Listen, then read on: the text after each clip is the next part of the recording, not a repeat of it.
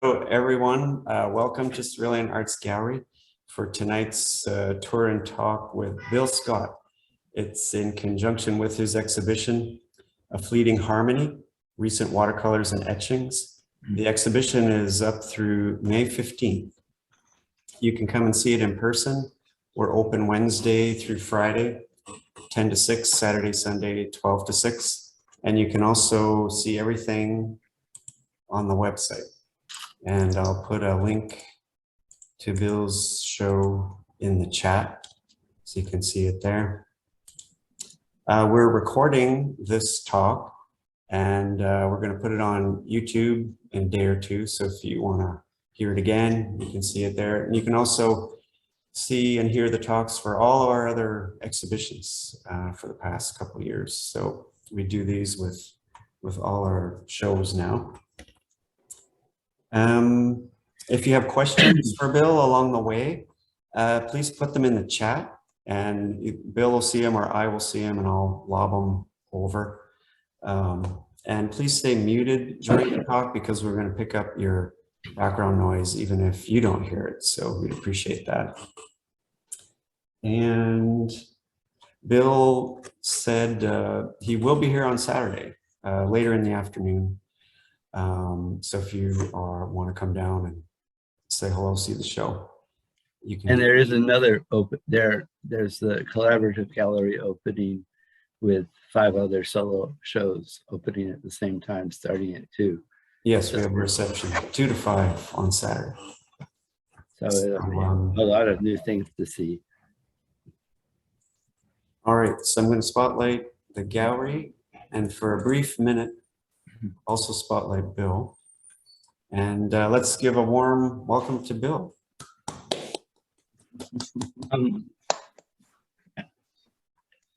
I used to do watercolors years ago, but I was always kind of fearful of doing them incorrectly because I knew there were a lot of rules to them, or I felt there were because I met some diehard watercolorists when I was younger. But in the fall of 2017, I sent a box of watercolor markers to a friend who was starting to paint. And I thought maybe I should get some of these for myself too. And I did, but I'm so reluctant. I waited a long time to use them and really started using them just before the pandemic started in the fall of 2019. And I have a bunch of fake flowers that I got when I was young. When I was in art school, I had thought I was going to be painting people for the rest of my life, but I would pose for them and as a trade. And then when it came time for them to pose for me, they wouldn't show up. So I thought, well, phooey on this. And I thought I'll paint still life. So I went and I bought all these fake flowers until a friend of mine told me that probably the woman who had the store where I was buying these fake flowers thought I was buying them to decorate my house with, which made me want to fall through a hole in the floor. So I stopped buying them, but I still have them all, including these daffodils that I love. When I was little, I'm probably talking on a tangent that has nothing to do with these, but when I was little, my mother in the early spring, before anyone else had flowers coming up in their front yard, had these plastic crocuses with a long plastic root that she would stick in the front yard, and I would just die of embarrassment. But I realized, and people would say, "Oh, you're so lucky, you have flowers already." And I would just blush and run away. But here I am, 60 years or 55 years later, still painting flowers. And people always tell me that my work is happy. I always feel there's sort of a sadness to it. This one, I think, has a sadness to it. I did it in the fall of 2020, but when it came, and I think there's sort of a melancholic moment in it, or feeling in it. And I realized when I was titling all these, the titles always come later. I called it chrysanthemum because I read on the internet that that's a funereal flower. I wasn't trying to paint a chrysanthemum, but it was right around the time that my good friend Patrick Connors had died. So I wanted to do, that was just where my state of mind was, one of immense loss, and trying to hold on to something that was fleeting, whether it be, and the one to the left there is, I think it's called Late Evenings or Late Night. Wait, I have it written. I'm not good at remembering always. A late evening, because I often sit at my dining room table and paint with these watercolor markers late into the night when I can't sleep. And if I watch the news on my computer instead of some stupid cop show or something, I really can't sleep because the news just terrifies me. So I stay up and I work on these, and I usually work on them about 4 or 5 times. I'll get to a point where they're sort of started, but I don't know what to do. So I'll put them away and start a new one. I have, people have asked me what kind of paper I use. And I have pads of paper. Some are Stonehenge, some are Arches, some are, oh, another kind. I suddenly forget the name, but I'll think of it later. And they're all specific sizes, 9 by 12 or 8 by 10 or 12 by 16. And I thought I was going to be able to list all the types of paper, but I made the mistake, which I was kind of embarrassed by. I measured everything incorrectly when I gave it to Mike and Tina. So I couldn't line anything up with the pads of paper I had that had the types of paper on the front. So I'm trying to figure that out now. And I put a painting in the show because I had sort of stopped painting in the fall of 2019 because I had a show ready to go up to Hollis Taggart in New York, where I show also. And I just was exhausted. And that was when I really started to do the watercolors, because I was just, sometimes when you finish a body of work, you just crash, and I crashed. But I found, I called this painting my watercolor flowers, because I don't think I would have painted it this way if it weren't for having done the watercolors. And I apply paint, I apply paint with brushes, but usually with a palette knife or with a cotton ball or with kind of anything I have, piece of cardboard, and I scrape a lot of paint off when I paint.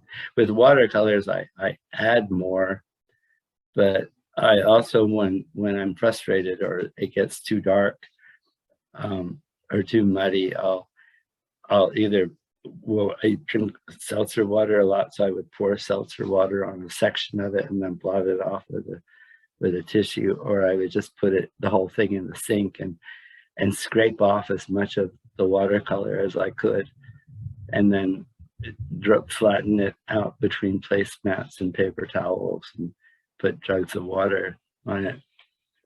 The top painting, the top picture is kind of black and white, and I named it for a painter I knew when I was young named Harry Sobiak, who was one of the first guys I knew who died of AIDS. He died in 1984, and he taught at Philadelphia College of Art. But I remember him talking once with Jane Piper and Edith Neff and one other painter about how they mix how they mix gray, and they each had their own like different ways of mixing gray. And when it came Harry's turn to tell them how he mixed gray, he just said, "I just use black and white." And I thought that was kind of so perfect and obvious. And during the pandemic, a good friend of mine who was also close with him died, and she left me 2 of his small watercolors that are mostly black and white.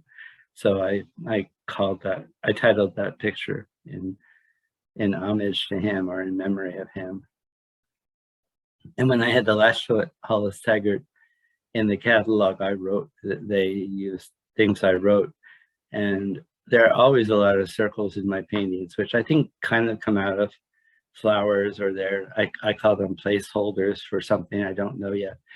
But I had recalled that when I was little, if I was on the phone with someone, at my parents', I would be always sketching with a pencil while I talked on the phone. And if I really didn't want to be in the phone conversation, I would be drawing squares. And if it was okay, but I would rather run away, I would draw triangles, because you can glide through triangles in a way you can't with squares, or I can't with squares. But if it was really good, I would draw circles. So hence the circles. The circles have been there since the very beginning. People see them in all different ways. I had a show at Fleischer Art Memorial in the 80s, and one always remembers their own bad reviews. But I remember the bad review I got was that they look like molecules. Somebody has their sound on. Yes. That's too much work. Okay, Bill, you can unmute yourself.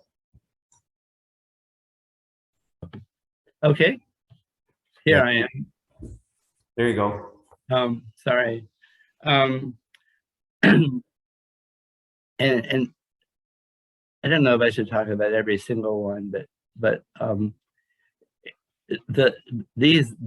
this group right here are ones I did in, well, the circle one that on the left is from 2021. It's one of the larger ones, 12 by 16. It's one of the largest, or the largest series. And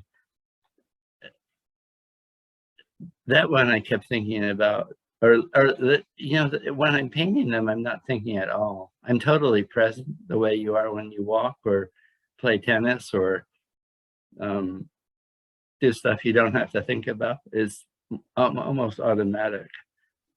And when I was in school, I was always taught that we see in a oval field of vision. So I keep trying to, I just sort of try to honor that without thinking about it. But I like that one a lot.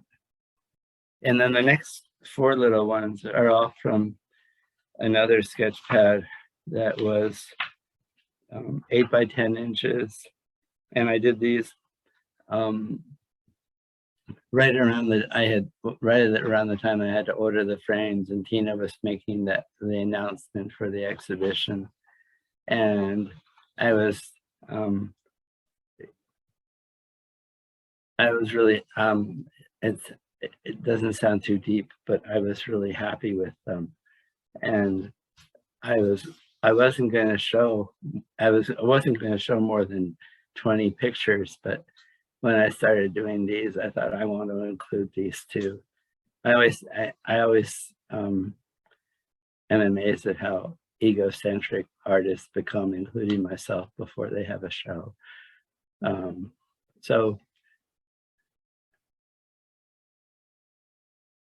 I had some fake hydrangea, and that one with the circles inside the circle at the top there of the bottom left picture is the hydrangea, although a gardener would tell me I'm wrong. And that lower right one is actually one of my favorite pictures in the whole show. I know I should have kept it. And that's called The Fleeting Harmony, because I'd already picked the title for the show, and but when it came time to title that one, I thought that was appropriate. And this one's called Peonies. I have a big peony tree in my backyard that a friend of mine, Jim, had in his yard, and it just didn't work there. It wasn't thriving, and he was gonna, I think, throw it away, and he gave it to me, and he planted it in my backyard. And it was kind of crushing, I think, for him, because it took a couple of years, but now I get up to 85 flowers on it every year. But they only last for a day to a week. So it comes and goes pretty fast, but it's a really great aphrodisiac for me. And this one, I also, a couple of them also I used, during the pandemic, one day I ran into Blick with my mask on, terrified to go indoors, and I bought some acrylic markers that are sort of like felt tip pens. And I had loved going to see the Suzanne Baladon show at the Barnes Foundation, mainly for her etchings, but she also outlined everything. But I love the black line of etchings. They're so authoritative. And I found I couldn't quite get it with the watercolor, but with the markers, I could. So so those black lines and some of the white ones are acrylic marker on top of watercolor. And this one went on forever. It was one of those, I probably worked on it 10 times, but I hope it looks like it just happened all at once. And this one, I think, and the ones with the acrylic marker led me back into trying to make etchings again, which I made with Cindy Ettinger, a master printer, and she's an artist in Philadelphia. And I had a show here. Here's the catalog I'm holding up that was from 2016, which I can't believe is so long ago now. But they're giving them away at the here at Cerulean Arts if you come in. And so take 1 or 2 or 3. I have another box at home. So I cleaned up my cellar during the pandemic, and I found 3 etching plates down in my cellar, and zinc plates for an earlier print that had printed together on top of each other. And I decided I was going to throw them out, but I decided to rework them. And there was another one. I had an impression of this one that I started to watercolor on, which is hanging below it, I think. There you go, yeah. And so this is kind of a pivotal picture in this show for me, because I was done in 2021, but I had sort of stopped making watercolors at the start of 2020 and didn't start again for a couple of months because I just turned into a piece of furniture during the pandemic, or the height of it at the beginning. And I'm not really good at staying in the lines, but this was kind of I had made the lines myself, so I could stay in them pretty much. But that helped me to go back into the 3 plates that are shown here. And I reworked all of them with my friend Rolf Weststaff had given me wood engraving tools that I can control a little bit, but you have to be really steady not to go, suddenly off in a direction and make a mark you don't want. But I really loved making these. You'll see 2 more later. And I just love the authority of the line. They have an authority that I think I lack as a person, but they show up in the work. And here are more peonies. This was one of my favorite ones too, from my backyard. And people always say, how do you know when to stop a picture? And I really don't know how, but I just try. I think I try to stop when I don't think it's completely finished. Like I haven't nailed the coffin shut yet, and where I don't grind I find I'm not grinding my teeth. I'm not tapping my feet, and my shoulders aren't up in my ears, and I'm not completely anxious. I'm just sort of enjoy looking at it and realize it doesn't need me anymore. So I go off and start a new one.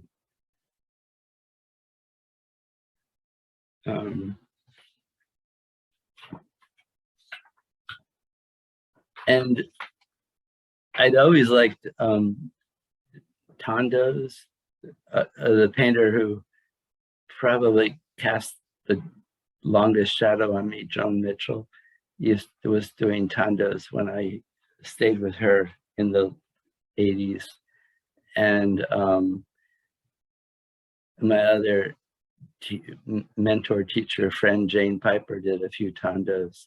So, and then my friend Marie Therese Berger, who I think is on here tonight, and she shows here, did a lot of wonderful tondos. So I had started a few paintings 20 years ago on canvas, round canvases, but some guy I knew who I was afraid of came over and told me they were all terrible, so I stopped.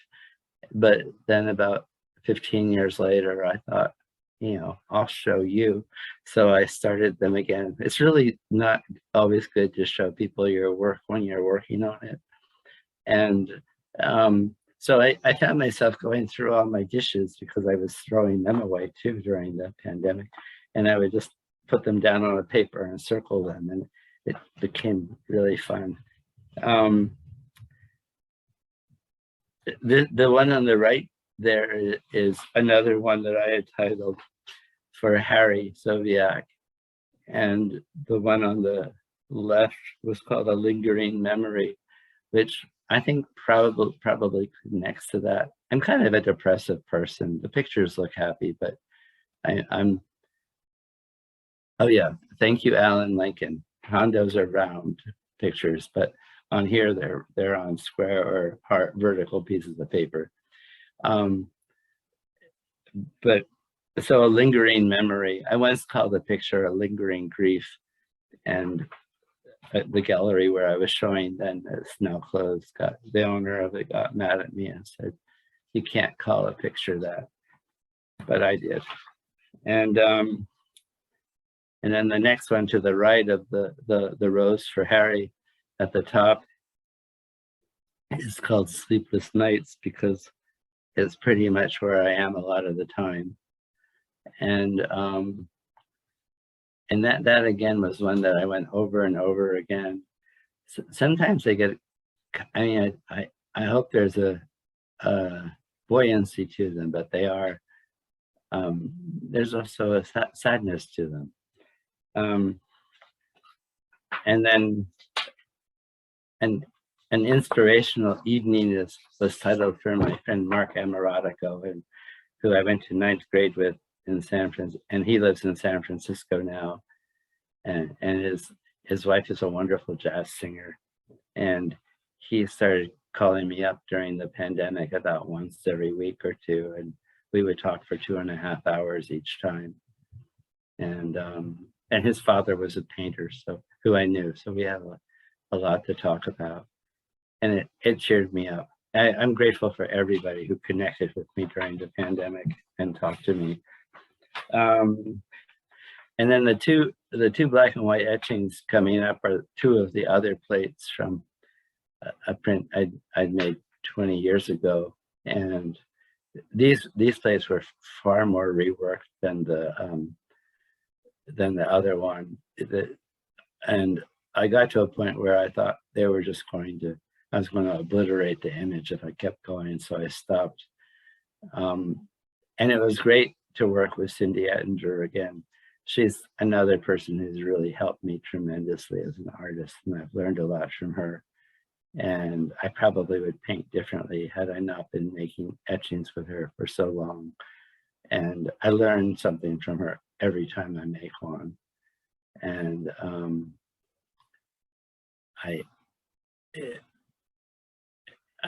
you know, I hope as you know, when you keep looking at them, that there's still more to see. And the flowers come in and out of these, and the circles, they kind of, I should try to do a black and white painting. This is kind of inspiring. But I love the authority of that line. Again, I wish I could be more like that myself.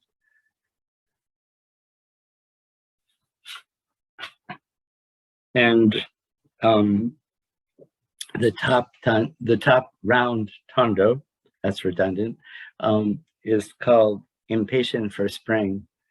And I guess in that way, I'm like my mother when she put those fake plastic flowers in the front yard, because I really was yearning for winter to be over.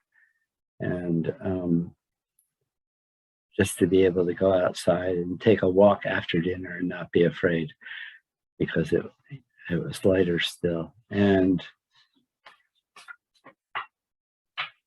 this one's called A Recurring Dream, which I suddenly forget what the dream was, but I think it relates to a song I love. But that was one that went into the sink a few times, I think. Or at least it was doused in paper and blotted with Kleenexes to keep the circle intact.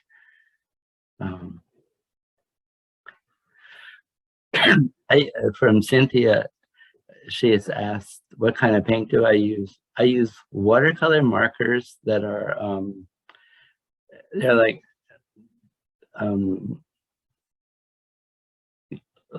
they look like magic markers kind of, but they're beautiful colors. And I think the company is called Towbow, Towbow. I also use, I don't know the names of them, but the acrylic markers I've used. And I've, for a long time, I used Winsor Newton watercolor markers, which I love, but I couldn't find them right before the pandemic started. And then when the pandemic did hit, I couldn't find them anymore. I couldn't even find them online. So I switched to the Towbow, which I love. And so people have asked me if they're permanent. And no, they're not permanent. I don't know of any watercolor that's permanent, but they do have, I think I'm saying this wrong, but UV glass on them, I think. So that should give them some protection, but you shouldn't hang them in direct sunlight. I always hang watercolors in my hallway or my windowless bathroom, so that they stay somewhat in the dark. And these four were the last pictures I did. I remember begging the framer to make 4 more frames for me because I was late in ordering them. But Cindy Ettinger had done a print with Reeves BFK paper that she had to tear off a piece at the end to make the proportions of the borders for the job she was doing correct. And she gave me some of the end pieces, and I started working on them and thought, wow, I wish I'd been working on this paper the whole time, because I just love the way it absorbs, and I love the touch of it and how it feels. And this one has a heart in it, so I thought I should call it, I mean, I didn't do the heart on purpose, but I thought I should call it Valentine, but I called it February just to be contrarian. And the one above it, I called a gift because it kind of felt like a gift to, it just kind of happened pretty quickly, which I was grateful for, that I didn't have to rework it and ruin it, or risk ruining it.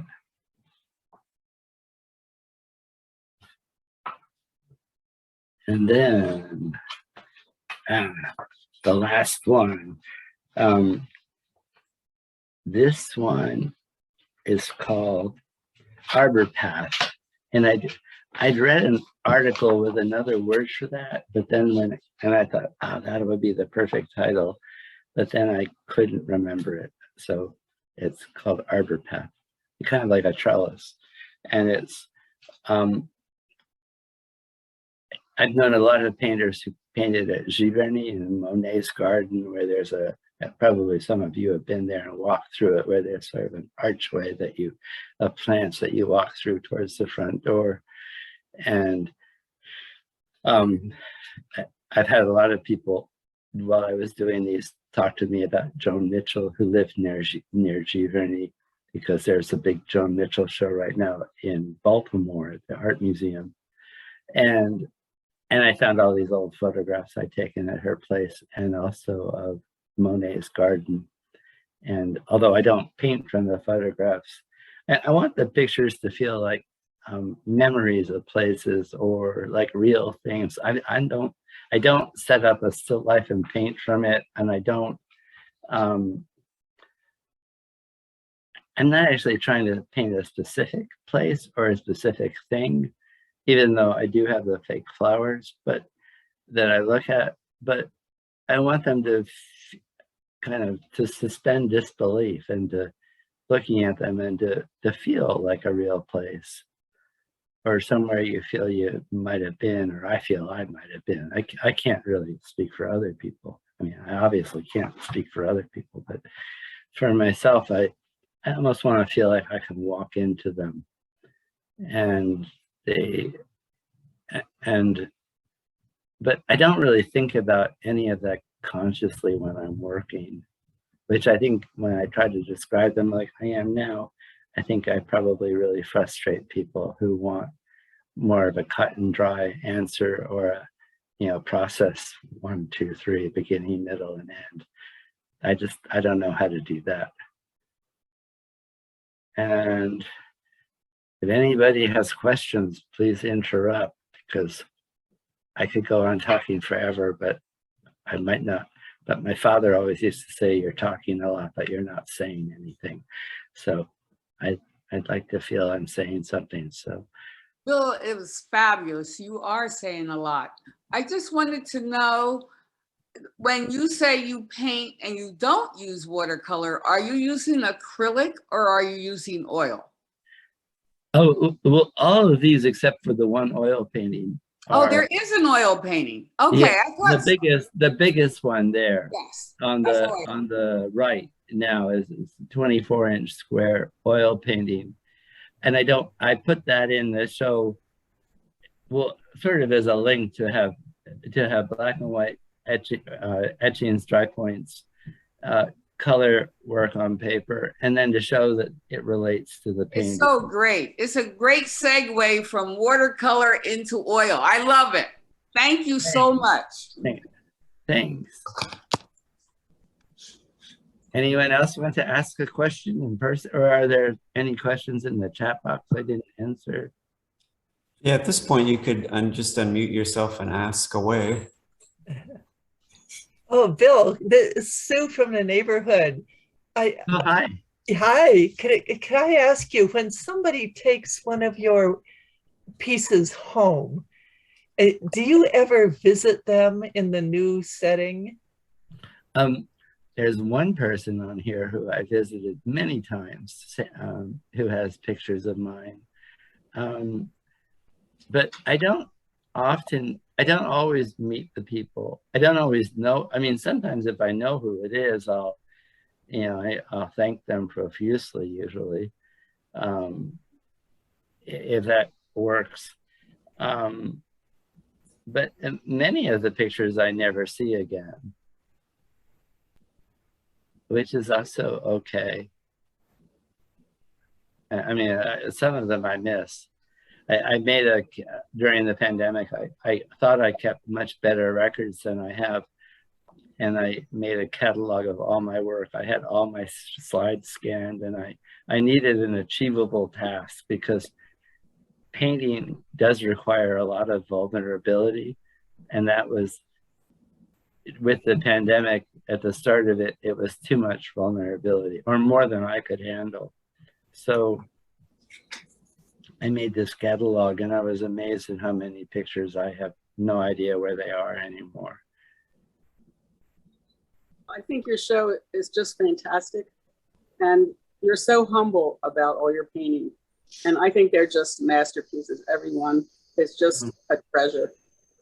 Thanks. Who said that? Ruth. That was Ruth. Hey, oh, Ruth, let's have coffee. and Bill, it's Sandy, and you may, I think maybe you were referring to me coming to see your painting. I absolutely was. And I was thinking, I've been planting more flowers, more plants than ever before. And I was thinking, oh, he's talking about flowers, that you could come. And then you said Well, you don't actually get inspired by the real thing. So, Oh, I like I So love the real thing. I just they die. So, that's true. Well, and I can still paint them when they're dead, but eventually they do have to be thrown away. And I'm better at throwing away things now after the last 2 years. well, congratulations. It's wonderful. Thank you. So now I'll mute myself again. Okay, but you can stay. I'm staying. Question, what type of brushes do you use for the watercolors? Well, I have some little flathead brushes that are watercolor brushes. I have no idea what they're called, but they're soft. And I use Kleenexes and cotton swabs. I use seltzer water and regular water. I often, almost every night, I have one shot glass of whiskey, and sometimes I put the brush in that accidentally. So there's some whiskey in there. And the markers are like, you know, like a felt tip marker kind of. A couple of them, one of them I think has some orange Sharpie in it, and there's probably some other material to it. And oh, I've also used rubbing alcohol because when I used to paint with acrylics exclusively on paper, I discovered just kind of accidentally that if I didn't use a painting medium, I could wipe off the acrylic paint when it was dry using rubbing alcohol and a Kleenex or cotton swab. And sometimes I would still have sort of a remnant of it, pentimenti of it, but I could pretty much get it off of the surface.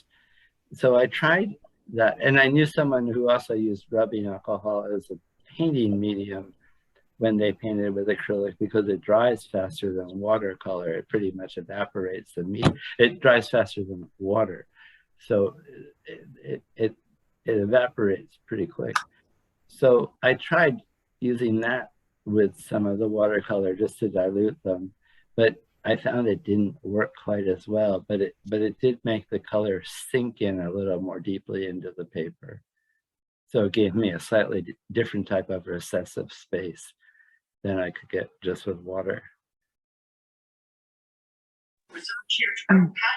I have a question, Bill, which is, I'm not familiar. You mentioned about using the seltzer water, and I'm not familiar how you implied that will lift the watercolor. Oh, it was just when something became too dense, or I wanted to sort of diffuse it or make a line more recessive. I started it just because I was lazy and I didn't feel like getting up and getting water from the kitchen, and I had a plastic bottle of seltzer water, so I thought, well, why not, you know? So I would pour a tiny bit on. Once I accidentally poured too much on, so it became a completely different picture. But usually I have pretty good eye-hand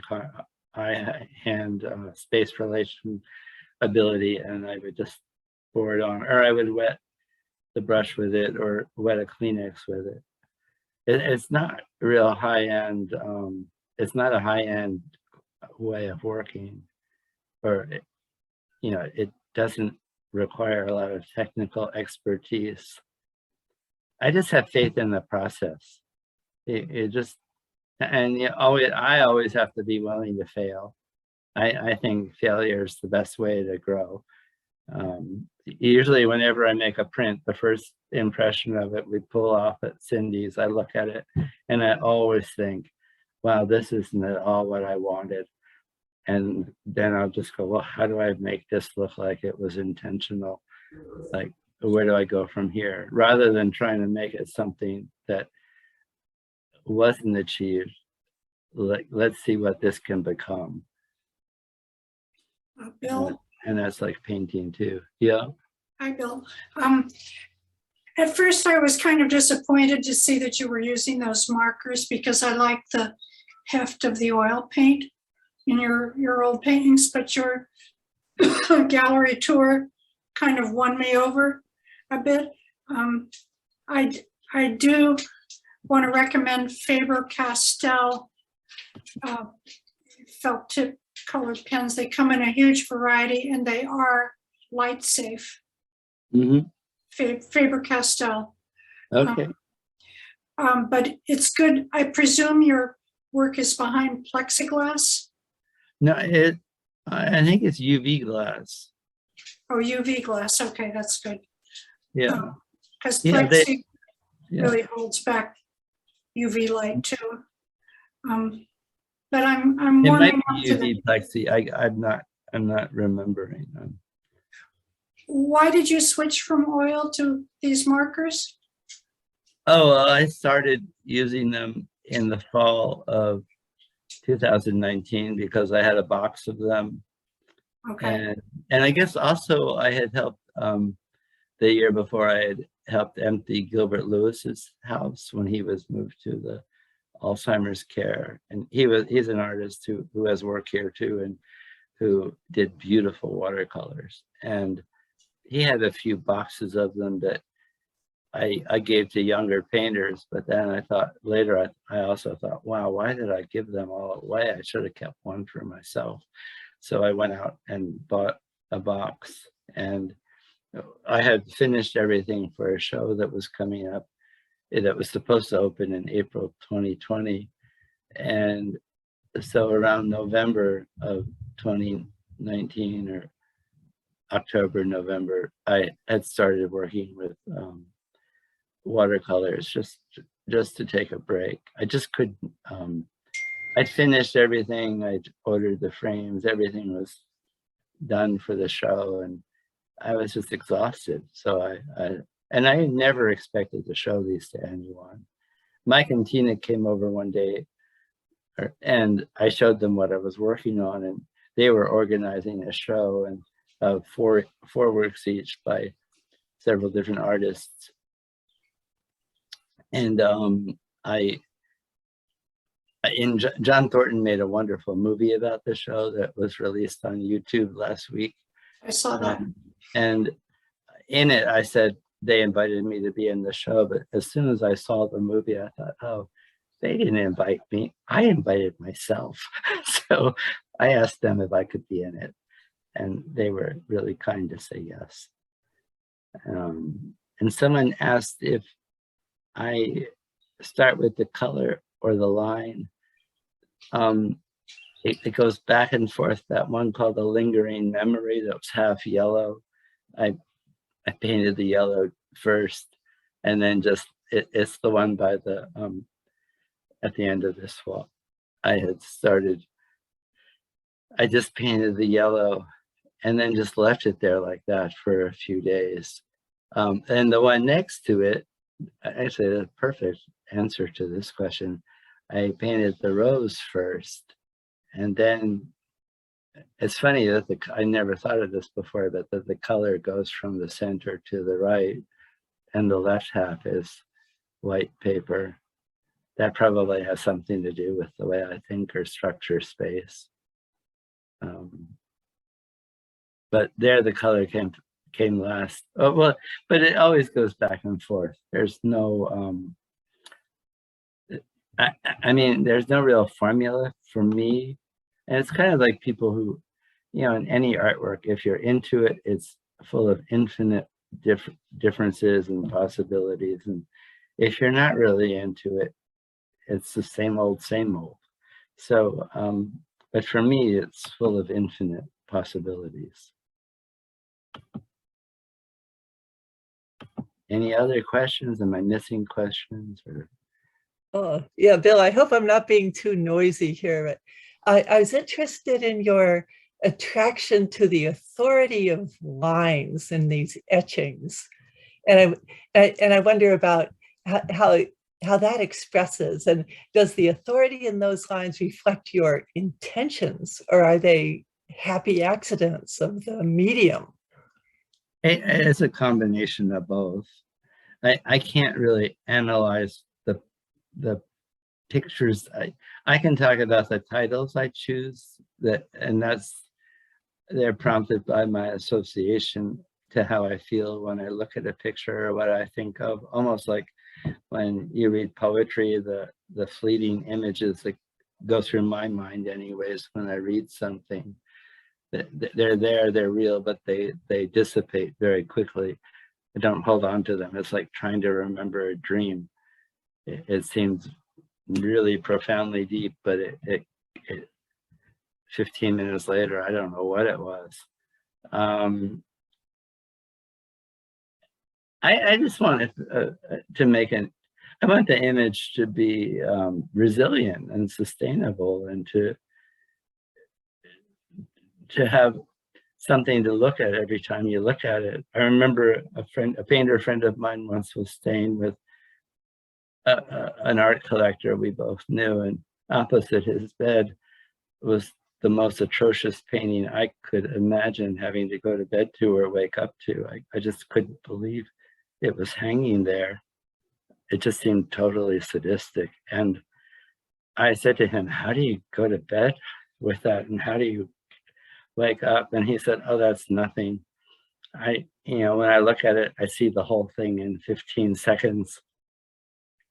But the problem is, no matter how many more times I look at it, I don't see anything more than I saw in those first 15 seconds. Whereas with a really good painting or artwork, I get it all, I see it all in 15 seconds. But then no matter how many more times I look at it over the years, I continue to see new things in it.